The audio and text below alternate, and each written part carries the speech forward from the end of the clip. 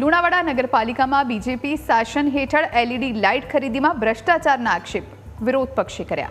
વિરોધ પક્ષના નેતા રાકેશ પંડ્યાએ ખુલાસો કર્યો કે બજારમાં 300 રૂપિયામાં મળતી એલઈડી લાઇટ્સ 3000 રૂપિયામાં ખરીદવામાં આવી।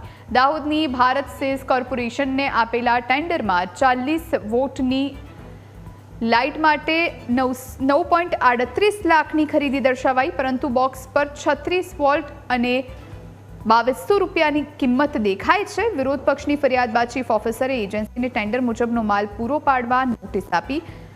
48 વોટનું બિલ ચૂકવાયું હોવા છતાં 36 વોટની લાઇટ પૂરી પાડવામાં આવી અને 50 લાઇટ તો સ્થાપિત પણ થઈ ગઈ। આ કૌભાંડે નગરપાલિકાની કામગીરી પર ભ્રષ્ટાચારના ગંભીર સવાલ ઊભા કર્યા। નવી જે લાઇટોની ખરીદી કરવામાં આવી છે એ આપણે જેમ પરથી કરવામાં આવી છે અને તાત્કાલિક જે એજન્સીને લાગવામાં આવી છે એને આપણે વરખોડ આપીને જે લાઇટો મંગાવી છે, પરંતુ ધ્યાનમાં આવ્યું છે કે લાઇટો થોડીક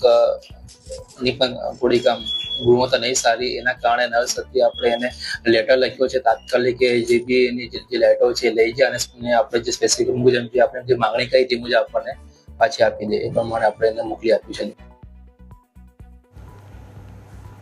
તો લુણાવાડામાં નગરપાલિકાની કામગીરી પર અહીં સવાલ ઊભા થયા છે। ભ્રષ્ટાચારના સીધા આક્ષેપો, કારણ કે જે એલઈડી 300 રૂપિયામાં મળતી હતી તેની કિંમત 3000 રૂપિયા ચૂકવવામાં આવી અને ઘણી એવી એલઈડી છે કે જે સ્થાપિત પણ થઈ ચૂકી છે।